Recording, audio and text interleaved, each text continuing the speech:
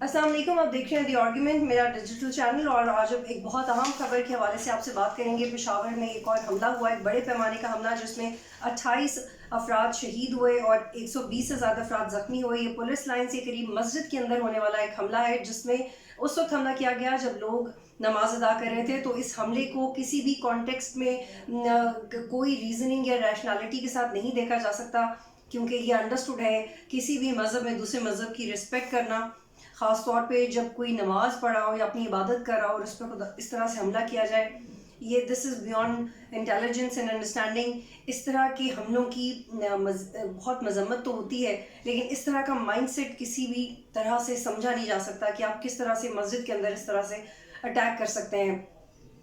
یہ پہلی دفعہ نہیں ہے کہ پشاور میں اٹیک ہوا، اس سے پہلے بھی حملے ہو چکے ہیں۔ پچھلے ایک ماہ میں، گزشتہ ایک ماہ میں 60 سے 70 دفعہ چھوٹے بڑے حملے ہو چکے ہیں، اور پاکستان کی عوام میں اس وقت خوف زیادہ بڑھ گیا جب اسلام آباد کے اندر بھی ہم نے ایک حملہ دیکھا۔ اور لیکن سوال یہ پیدا ہوتا ہے کہ سیکیورٹی حکام کیا کر رہے ہیں، وہ نیشنل ایکشن پلان کدھر ہے؟ بار بار ہم اس پہ بات کرتے ہیں۔ 22 دسمبر کو بلاول بھٹو صاحب نے کہا تھا کہ کالعدم تحریک طالبان ہماری ریڈ لائن ہے اور ہم ایکشن لے رہے ہیں۔ جب بیرسٹر سیف صاحب بھی اس حوالے سے بات کرتے ہیں تو وہ یہ بھی کہتے ہیں کہ ایسے بہت سارے حملے ہیں جو ہم ناکام بنا چکے ہیں، یہ کچھ حملے ہیں جو آپ کے سامنے آ رہے ہیں، لیکن عوام میں وہ سینس آف سیکیورٹی پریویل نہیں کر رہی۔ لوگ اب محسوس نہیں کر رہے، ان حملوں کی فریکوینسی بڑھ گئی ہے۔ ایک دن میں 3 سے 4 حملے رپورٹ ہوتے رہے ہیں پچھلے کچھ عرصے میں۔ لیکن بلاول صاحب بہت کانفیڈنٹ ساؤنڈ کر رہے ہیں، لیکن وہ کس بنیاد پہ کانفیڈنٹ ساؤنڈ کر رہے ہیں؟ ISPR کی طرف سے بھی وضاحتیں آتی ہیں کہ ہم استطاعت رکھتے ہیں، ہم طاقت رکھتے ہیں، لیکن اتنی طاقت ہم کیوں نہیں دکھا پا رہے کہ پوری طرح سے ان حملوں کو زائل کیا جائے اور حملوں کو روکا جائے؟ پچھلے کچھ عرصے میں جتنے بھی حملے ہوئے ہیں اس میں زیادہ تر حملے آپ کو سیکیورٹی آفیشلز پہ نظر آئیں گے، پولیس کو پہ نظر آئیں گے، جس کا مقصد اور پیغام بظاہر یہی نظر آتا ہے کہ آپ ہمارے سیکیورٹی آفیشلز کا مورال کم کریں۔ لیکن مورال تو انشاءاللہ کم نہیں ہوگا، لیکن ہمیں مزید تیاری کی ضرورت ہے۔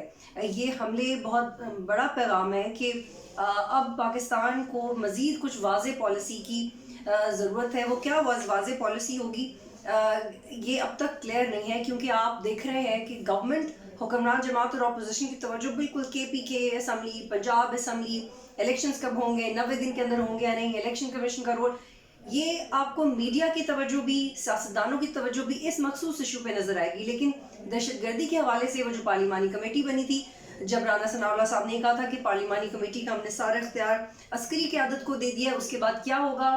حکومت کوئی واضح پوزیشن اختیار کیوں نہیں کرتی دہشت گردوں کو لے کے؟ ایک تجزیہ یہ بھی کیا جاتا ہے کہ حکومت نے یہ مذاکرات TTP کے ساتھ اس لیے کیے تھے تاکہ ایک ری ایکشن چیک کیا جائے کہ ری ایکشن کس طرح سے آتا ہے اور اس کے بعد کوئی واضح فیصلہ کیا جائے گا۔ But this is not very convincing, آپ اس کو ڈیفینڈ بالکل نہیں کر سکتے۔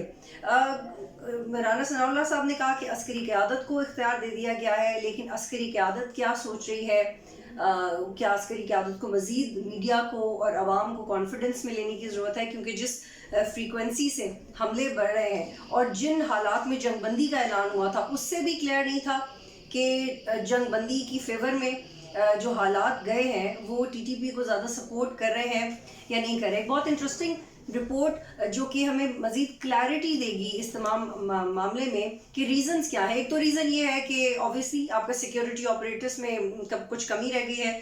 دوسری ریزن یہ ہے کہ افغانستان میں TTP کے عناصر موجود ہیں اور افغانستان میں گورنمنٹ اتنا زیادہ مضبوط نہیں ہے کہ وہ اپنے پورے بارڈر پہ وہ جو پیچز ہیں ان کو پوری طرح سے ڈیفینڈ کیا جا سکے۔ لیکن باقاعدگی سے ایک رپورٹ جو 8 دسمبر سینٹ کی اسٹینڈنگ کمیٹی میں جمع کروائی گئی، اس میں یہ بات کی گئی کہ حکومت کے ساتھ مذاکرات کے دوران کالعدم تنظیم TTP کو پھیلنے کا موقع ملا۔ جس وقت حکومت جرگوں کے تھرو، مولوی حضرات کے تھرو TTP سے بات کر رہی تھی، وہی موقع تھا کہ TTP کو پاکستان میں پھیلنے کا موقع ملا، اور اس کے بعد ہی ہم نے دیکھا کہ حملوں میں اضافہ ہوا ہے۔ اس کی یہ بھی وجہ ہے کہ افغانستان میں ان شدت پسندوں کے گڑھ تو موجود ہیں، چاہے وہ کنڑ ہو یا کہیں اور یا کوئی افغانستان کا نارتھ کا ایریا، لیکن یہ بالکل بھی نظر انداز نہیں کیا جا سکتا کہ جس وقت پاکستانی حکومت کے تحریک طالبان کے ساتھ مذاکرات ہو رہے تھے، اس وقت حکومت کیا کر رہی تھی ان حالات سے بچنے کے لیے. حکومت اب تک اس بارے میں جب ہم نے بات کی اور جو رپورٹ کیا جاتا ہے تو یہی پوائنٹ سامنے آتے ہیں کہ حکومت اس حوالے سے کوئی وضاحت نہیں پیش کر سکی کہ جو دہشت گردوں کے ساتھ مذاکرات کا سلسلہ تھا اس کا پریزنٹ سٹیٹس کیا ہے. وہ سلسلہ معطل ہو گیا ہے, رک گیا ہے, کچھ عرصے بعد بحال کیا جائے گا, یا کچھ پرٹیکولر مخصوص عناصر کے خلاف کارروائی جاری ہے, یا آن بورڈ جو جس سے بھی بات چل رہی تھی ان سب کے خلاف ہی کارروائی ہو رہی ہے. تو اس پہ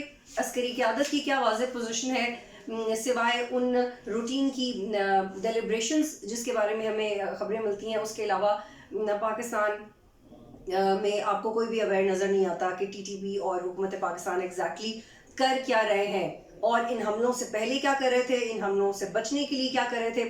جب آپ کے پی کے اتھارٹی سے بات کرتے ہیں تو ان کا یہ کہنا ہے کہ ہمارے پاس فنڈز نہیں ہیں اتنے.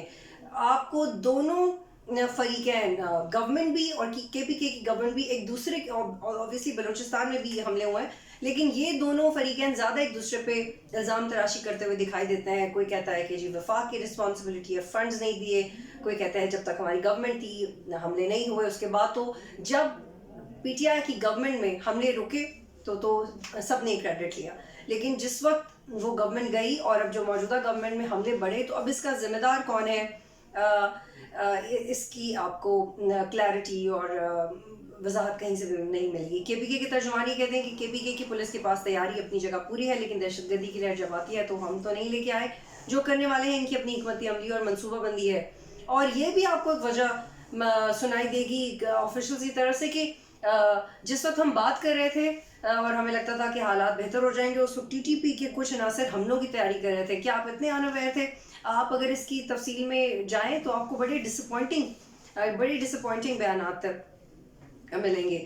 تو سوال یہ پیدا ہوتا ہے کہ آج کے پشاور کے حملے کے بعد حکومت کی کیا پالیسی ہے. جو پارلیمانی کمیٹی بنی تھی جس کے بارے میں یہ سمجھا جا رہا تھا کہ اس کو پہلے عسکری قیادت نے کانفیڈنس میں لیا, رپورٹڈلی جب ٹی ٹی پی اور گورنمنٹ کے درمیان مذاکرات ہوئے تھے تو وہ بڑا سیکریٹلی ہوئے, پھر وہ جب ایک پوائنٹ تک بڑھ گئے اور اس کے بعد پھر پارلیمانی یا پارلیمنٹ پولیٹیشنز کو انوالو کیا گیا. بظاہر جو موجودہ گورنمنٹ ہے, حکمران جماعت, وہ نہیں چاہتی تھی کہ ٹی ٹی پی کے ساتھ مذاکرات ہوں, کیونکہ پاکستان پیپلز پارٹی اس کا ایک عام جز ہے اور پاکستان پیپلز پارٹی کا ایک واضح موقف رہا ہے کہ کبھی بھی ٹی ٹی پی کے ساتھ بات نہیں ہونی چاہیے. آلدو بے نظیر نے اپنی کتاب ریکنسیلیشن اسلام اینڈ ڈیموکریسی میں بار بار یہ بات کہی تھی کہ کس طرح سے ہم دہشت گردوں کے ساتھ بات چیت کر سکتے ہیں, لیکن اس کے بعد وہ اس دنیا میں نہیں رہی. لیکن افسوس کہ جو بے نظیر جو پالیسی بتا کے گئی تھی دہشت گردوں کو ڈیل کرنے کی, کیا پاکستان پیپلز پارٹی اس پہ عمل کر بھی رہی ہے یا نہیں. ایک اور بہت اہم بڑی وجہ, ایک تو یہ کہ جب مذاکرات ہو رہے تھے تو ٹی ٹی پی نے اپنے آپ کو پھیلایا. دوسرا یہ کہ اس پہ بھی بہت کرٹیسزم آتا ہے کہ جب ریاست کہتی ہے کہ ہم بات کر رہے ہیں تو ریاست کی طرف سے کون بات کر رہے ہیں, ایک صوبے کا ترجمان, ایک انٹیلیجنس آفیسر, ایک مولوی یا کوئی جرگہ. تو یہ اتنا پروفیشنل طریقہ نہیں ہے ایسے گروپس کے ساتھ بات کرنے کا. تو جب بات ہونی چاہیے ایکسپرٹس کے مطابق, جب بات ہونی چاہیے تو وہ حکومتی سطح پہ بات ہونی چاہیے. آپ چھوٹے گروپس یا انڈیویژولس کے لیول پہ بات نہیں کریں, واضح پالیسی اختیار کریں تو شاید آپ اس چیز پہ ایک نیشنل نیریٹو بنا سکیں, میڈیا کو کانفیڈنس میں لے سکیں, عوام کو کانفیڈنس میں لے سکیں. National election plan, NACTA, intelligence sharing, security operators جتنا بھی آپ مضبوط کر لیں, یہ تب تک نہیں ہو سکتا جب پاکستان کی تمام سیاسی جماعتیں, جب پاکستان کی تمام intelligence agencies T T P کے حوالے سے ایک اور واضح موقف رکھتی ہوں, اور پھر اس کے ساتھ آپ نے جو بجٹ مختص کیا ہو اس میں بھی کلیئرٹی ہو. ہمارے ملک میں ڈیفینس کا بجٹ تو بہت انکریجنگ ہے, but when it comes to the domestic security, the security within the cities, اس پہ کوشچن مارک کیوں آتا ہے, اس کا بجٹ کدھر جاتا ہے. تو یہ وہ تمام چیزیں جس پہ واضح طور پہ بات کرنے کی ضرورت ہے, کیونکہ آپ مزید افورڈ نہیں کر سکتے. اور یہ بھی کوئی گورنمنٹ کو کنونس کرے گا یا نہیں کرے گا کہ آپ بار بار مذاکرات کی طرف نہیں بڑھ سکتے, کہ آپ ایکسپیریمنٹ کر رہے تھے کہ مذاکرات کر کے دیکھ لیتے ہیں پھر کیا ریاکشن آئے گا. وہی لاشیں آئی ہیں, وہی کے پی کے کا کانفیڈنس کم ہوا ہے, اور at the same time Afghanistan جو آپ کا بھائی ہے وہاں پہ جو حالات ہیں ان حالات کے ساتھ رہتے رہتے آپ کو اپنے سیکیورٹی آپریٹرز کو زیادہ اہمیت دینے کی ضرورت ہے. آج ایک اور اہم زاویے کے حوالے سے بات کرتے ہیں. دونوں اچھی خبریں نہیں ہیں, ایک تو سیکیورٹی کے حوالے سے بھی اچھی خبر نہیں ہے, دوسرا اکانومی کے حوالے سے بھی نہیں. जिस वक्त मफ्ता इस्माइल और इसहाक डार साहब का एक वाज़े कॉन्फ्लिक्ट हमें मीडिया पे नज़र आ रहा था, तो वो डिसीजन मेकिंग का था कि IMF के साथ बेहतर कौन डील कर सकता है। तो इसहाक डार ने कहा कि I know how to deal with IMF। Miftah Ismail साहब ने कहा कि इसहाक डार ने बड़ी कोशिश की कि पाकिस्तान को IMF के बगैर चला सकें, लेकिन इवेंचुअली इसहाक डार वही कर रहे हैं जो पहले वज़ीर ख़जाना करते रहे। उन्होंने पेट्रोल की प्राइसेस बढ़ा दी, बल्कि अब तो कुछ अरसे पहली बढ़ा दी। अभी एक्सपेक्ट किया जाता है कि कुछ अरसे के बाद बढ़ेगी, लेकिन सवाल ये उठता है कि गवर्नमेंट ऑफ पाकिस्तान के पास इसहाक डार साहब के खिलाफ, जो कि सस्टेनेबल अपने पिछले दौर में क्लेम करते थे कि we are moving towards sustainable economy, तो आपके पास कोई ऑप्शन ही नहीं है, आपके पास कोई हल ही नहीं है पेट्रोल की प्राइसेस बढ़ाने के अलावा। आप लोग अपने एक्सपेंडिचर्स कम क्यों नहीं करते?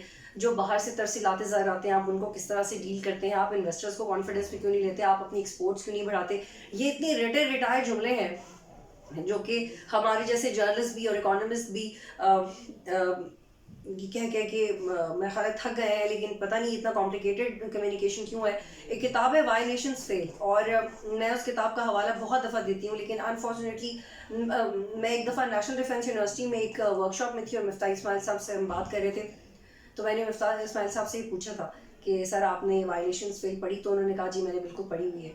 तो मुझे एज ए जर्नलिस्ट लगता है कि जिस शख्स ने या जो शख्स जो इकोनॉमी के अप्स एंड डाउन्स को समझना चाहता है वो ये किताब पढ़े तो उसे बहुत सपोर्ट हो जाती है। लेकिन अनफॉर्चुनेटली हमारे मुल्क में बड़े बड़े पढ़े लिखे वज़ीर ख़जाना आए हैं, लेकिन IMF को किस तरह से कन्विंस करना है और IMF की शराइत को साइड पे रखते हुए इंक्लूसिवली आपने क्या करना है। आप इनडायरेक्ट टैक्सेस के बारे में क्या पॉलिसी करते हैं? डायरेक्ट टैक्सेस के बारे में आप क्या करते हैं? आपका हेल्थ और एजुकेशन का बजट क्या है? आप अपने मुल्क में जो रेकोडिक जैसे बड़े मंसूबे हैं उनको आप मुतनाज़ बना के रखते हैं। आपने अंदर मुल्क से कैसे पैसा निकालना है आपको बिल्कुल नहीं पता। आप अपने मुल्क को यूटिलाइज करने के पोटेंशियल को अंडरस्टैंड नहीं करें। ये सारी चीज़ें आपको मुल्क के अंदर से मिलेंगी, ये इंक्लूसिवनेस की पॉलिसी के तहत मिलेंगी, लेकिन अनफॉर्चुनेटली हमें नहीं मिल रही। इसहाक डार साहब की तरफ से भी कहा कि ज़ख़ीरा अंदोज़ी से बचने के लिए हमने कीमतें बढ़ाई हैं, क्योंकि उसके बाद फिर इसकी मसनूई किल्लत आ जाती है, मसनूई किल्लत बना दी जाती है। लेकिन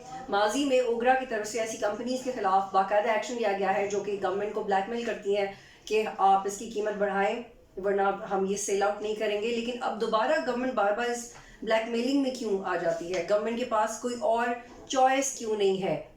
जब हम एक्सपर्ट से बात करते हैं तो वो हमें दर्जनों मिसालें दे देते हैं कि आप ये पर्टिकुलर इकदाम करें तो आप इकोनॉमी को बेहतर बना सकते हैं। लेकिन जब गवर्नमेंट की बात आती है, सिटिंग वज़ीर ख़जाना की बात आती है, तो वही पेट्रोल की प्राइस बढ़ा देते हैं, डीजल की प्राइस बढ़ा देते हैं। आप इंपोर्ट को ठीक कर लें, आप अपने डिफेंस बजट के हवाले से कोई बातचीत कर लें, उसको डिस्ट्रीब्यूट कर लें। पाकिस्तान तो दुनिया की स्ट्रॉन्गेस्ट आर्मी है पाकिस्तान के अंदर। अगर मेरा ख्याल है कि कुछ साल या कुछ अरसा बजट फ्लक्चुएट भी करता है तो हमें कोई नुकसान नहीं होगा। इस हवाले से कोऑर्डिनेशन और बातचीत करना बहुत ज़्यादा ज़रूरी है। और एक बहुत अहम फैक्ट मैं आपसे शेयर करूं कि वो लोग जो बाहर से फ्री लांसर्स हैं या यूट्यूबर्स हैं जो बाहर से जिनको पैसे आते हैं, उनके पैसे पाकिस्तानी बैंक्स के मुताबिक मुख्तलिफ रेट्स से मिलेंगे। फॉर एग्जाम्पल अगर किसी को $100 मिल रहा है तो वो पहुँचते पहुँचते उस बेचारे तक $50 या $60 हो जाएगा, just because of the fluctuation of dollar rate, just because के जो पाकिस्तानी बैंक्स हैं उन्होंने अपना अपना रेट रखा हुआ है डॉलर का फॉर एनी रीज़न, और कोई ये सवाल नहीं पूछ रहा और ऐसा क्यों हो रहा है इस पर भी कोई एक्शन नहीं ले रहा। तो जो तरसीलाते ज़र हैं उनकी यूटिलाइजेशन भी बहुत ज़्यादा क्वेश्चनेबल है। आप एग्रीकल्चर पे टैक्स लगाएं, उन इंडस्ट्रीज़ पे टैक्स लगाएं जो जिन पे टैक्स बाहर बहुत कम है। और आज की एक और अहम खबर मैं आपके साथ शेयर करना चाहती हूँ कि यूनाइटेड नेशंस में इंसानी हकूक़ के हवाले से पाकिस्तान में जो इंसानी हकूक़ रहे हैं उसकी इम्प्लीमेंटेशन कैसे रही है, उस पर एक बाकायदा जायज़ा रिपोर्ट पेश की जाएगी, उस पर डिलिब्रेशंस हो रही हैं। लेकिन अफसोस की बात यह है कि जबरी गुमशुदगियों को लेके, मिसिंग पर्सनस को लेके जितनी भी कानून साजी हुई वो आज तक इम्प्लीमेंट नहीं हुई।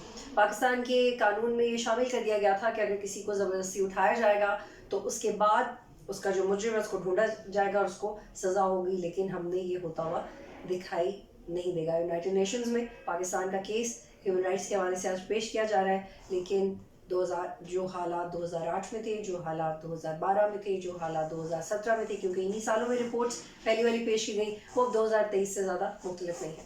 بہت شکریہ.